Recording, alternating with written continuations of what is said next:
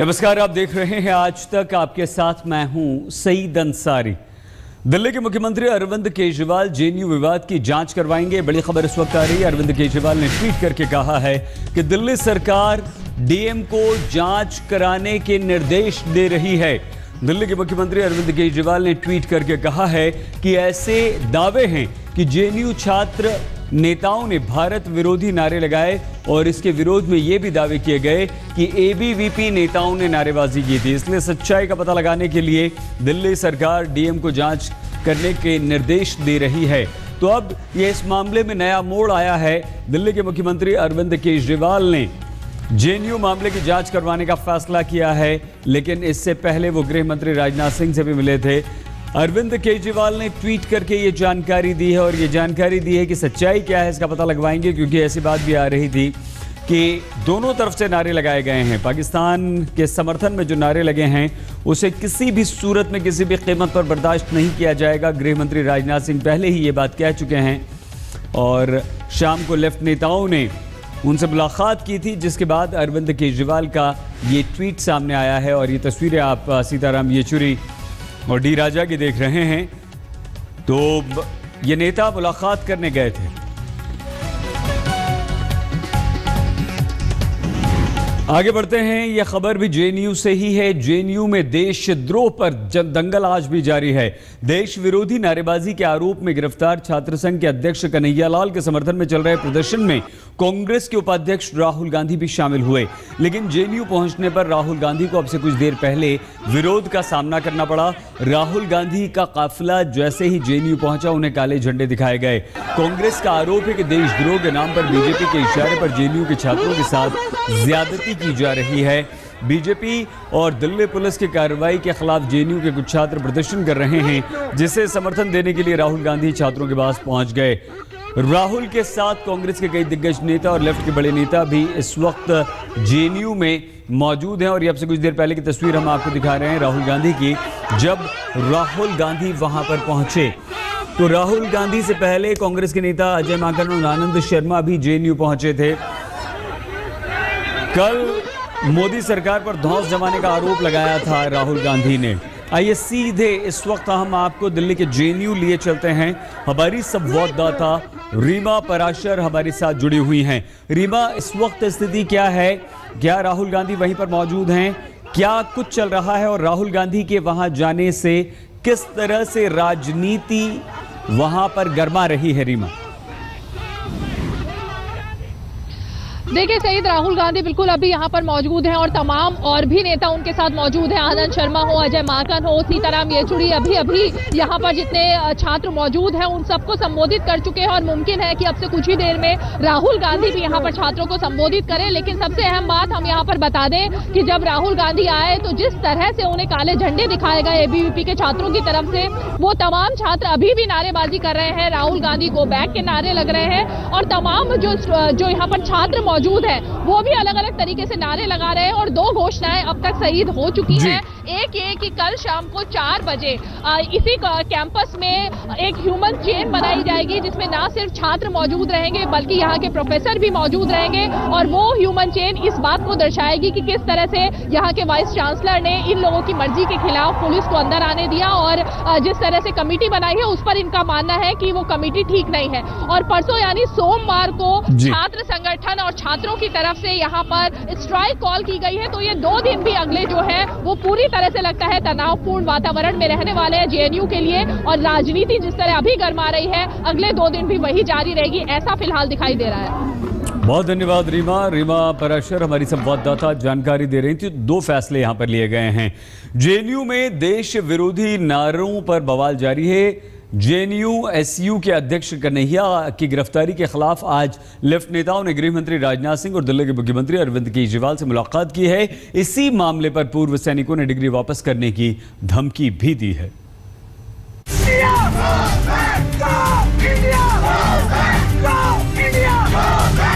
दिल्ली के जवाहरलाल नेहरू यूनिवर्सिटी में 9 फरवरी को भारत की बर्बादी के नारों पर बवाल 4 दिन बाद भी शांत होता नहीं दिख रहा।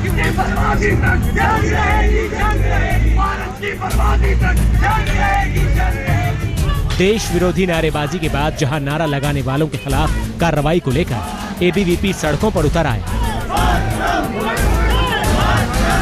वहीं इस मसले पर जेएनयू छात्र संघ के अध्यक्ष एआईएसएफ नेता कन्हैया कुमार की गिरफ्तारी के बाद सियासत शुरू हो गई।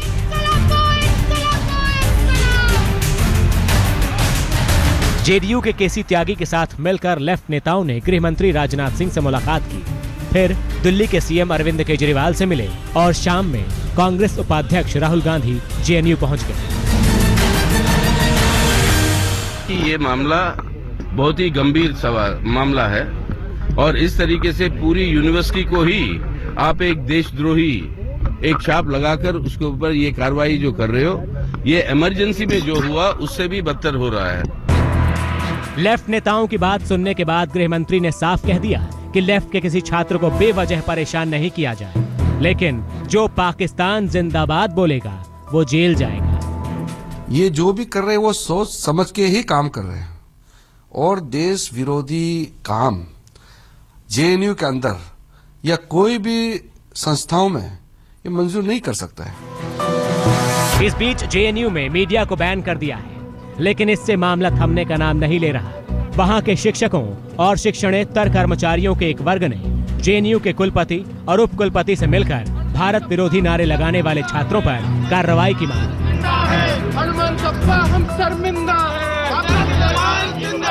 इस बीच पुलिस ने आरोपी छात्रों पर शिकंजा कस दिया। दिल्ली पुलिस ने जेएनयू के वाइस चांसलर को चिट्ठी लिखकर 5 आरोपी छात्रों को पेश करने की मांग की है। ये छात्र हैं उमर खालिद, आशुतोष कुमार, अनिरबन भट्टाचार्य, रमा नागा और अनंत प्रकाश। इस बीच इस विवाद में एक नया मोर्चा भी खुल गया है। असहिष्णुता विवाद में अवार्ड वापसी की तर्ज पर डिग्री वापसी का। इस नामी यूनिवर्सिटी से डिग्री लेने वाले पूर्व सैनिकों ने डिग्री लौटाने की पेशकश कर दी है। नेशनल डिफेंस एकेडमी के 54वें बैच के पूर्व सैन्य अधिकारी ने बाकायदा जेएनयू के वाइस चांसलर को इस बारे में चिट्ठी लिखी।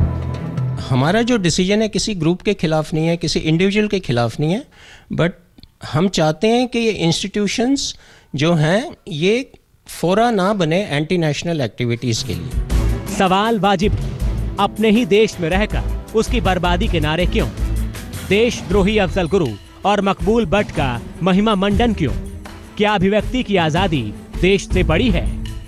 क्या ये आरोप सही है कि जेएनयू देशद्रोहियों का अड्डा बन रहा है? पंकज जैन, हिमांशु मिश्र और रीमा पाराशर के साथ बालकृष्ण, दिल्ली आज तक।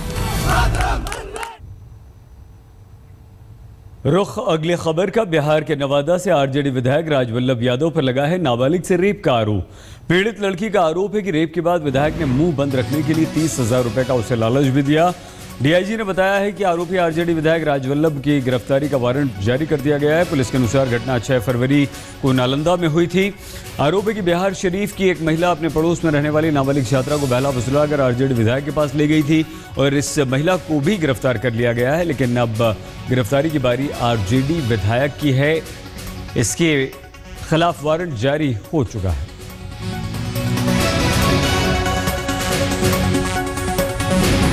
इस मामले में सत्ताधारी आरजेडी विधायक का दबाव पुलिस पर कितना है, हम आपको ये भी दिखाते हैं और बताते हैं कि नीतीश कुमार की पुलिस एक नाबालिग रेप पीड़ित को लेकर कितनी गंभीर है, जो प्रेस कॉन्फ्रेंस में आरोपी विधायक का नाम लेने से कतरा रही है, लेकिन पीड़ित का नाम खुलेआम ले लेती है। जो रहने वाली है उसने 9 फरवरी को एफआईआर कराया है मुफस्सिल थाने में और कहा है कि अज्ञात व्यक्ति या व्यक्तियों ने उनके साथ बलात्कार किया है। मामले में विधायक का नाम आ रहा है सर। इसमें अभी तक आपका कहना सही है कि नवादा के विधायक राजवल्लभ यादव जी का नाम आया है। इस संबंध में स्थानीय पुलिस जांच पड़ताल कर रही है। बिहार में एक हफ्ते में एनडीए के 3 नेताओं की हत्या ने नीतीश कुमार सरकार के सुशासन पर सवाल खड़े कर दिए हैं। बीजेपी का कहना है कि नीतीश कुमार लालू यादव के आगे बेबस हैं, तो एलजेपी ने राज्य में राष्ट्रपति शासन लगाने की मांग कर दी है।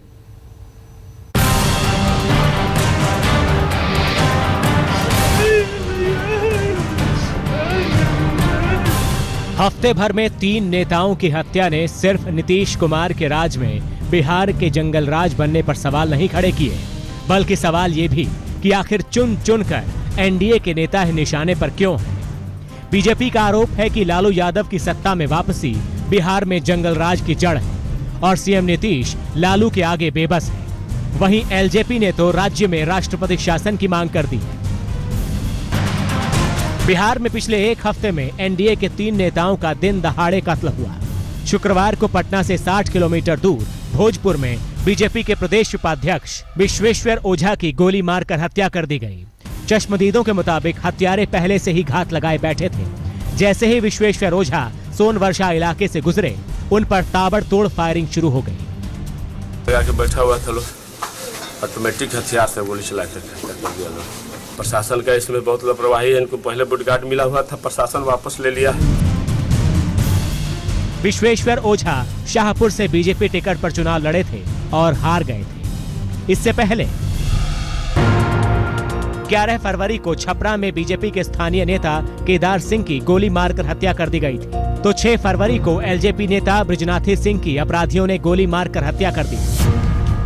बिहार के स्थानीय जेडीयू नेता हत्याओं को सियासी नहीं, आपसी रंजिश का नतीजा मानते हैं। पार्टी कुछ भी दलील दे, लेकिन राजनीतिक हत्याओं ने सीएम नीतीश कुमार को और भी मुश्किलों में डाल दिया है।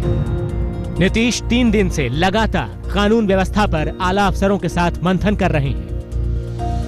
17 फरवरी को एक बार फिर वो सभी जिले के एसपी और प्रमंडल डीआईजी के साथ मीटिंग करेंगे। आज तक ब्यूरो। आइए आपको सीधे लिए चलते हैं। जेएनयू में राहुल गांधी बोल रहे हैं। We fought them for our land, we fought them for our dreams.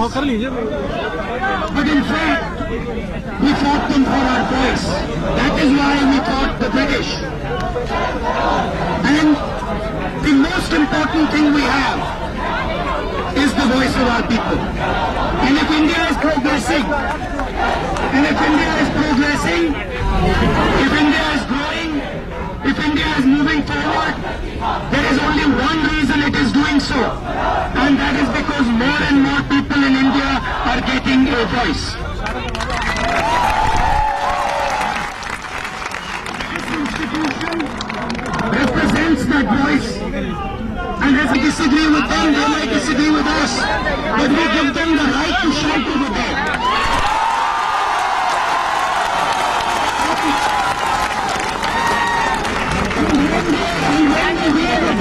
In front of my face, I feel proud that in my country they have the right to wave a black flag in front of my face.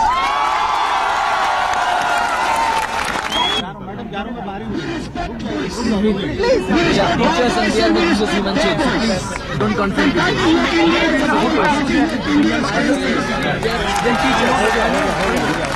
Please don't create. Please don't create. मैं जा रहा हूँ madam. Excuse me. Excuse me.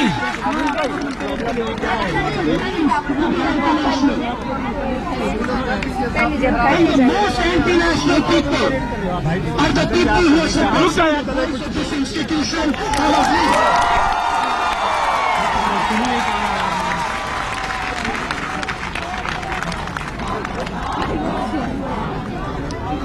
I was in Hyderabad some days back, and those same people, not them because they don't really count, but their leaders, said that Rohit was an anti-national element. A youngster, and I met his friends and colleagues, and I must tell you, they were absolutely brilliant. A youngster expresses himself. Hello,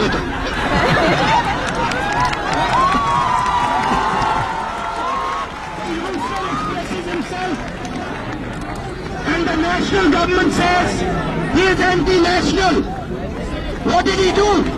All he said was that he feels a little bit of pain. All he said was that he wants to express what is inside him. He rose up and said, this is what I think. Later, the minister turns around and says, he was not even a Dalit. Sushma Swaraj, nobody asked whether he was a Dalit or not. The question is why an Indian student. हम होते हैं बस कुछ ही देर में हाजिर। आप बने रहिए हमारे साथ, देखते रहिए आज तक।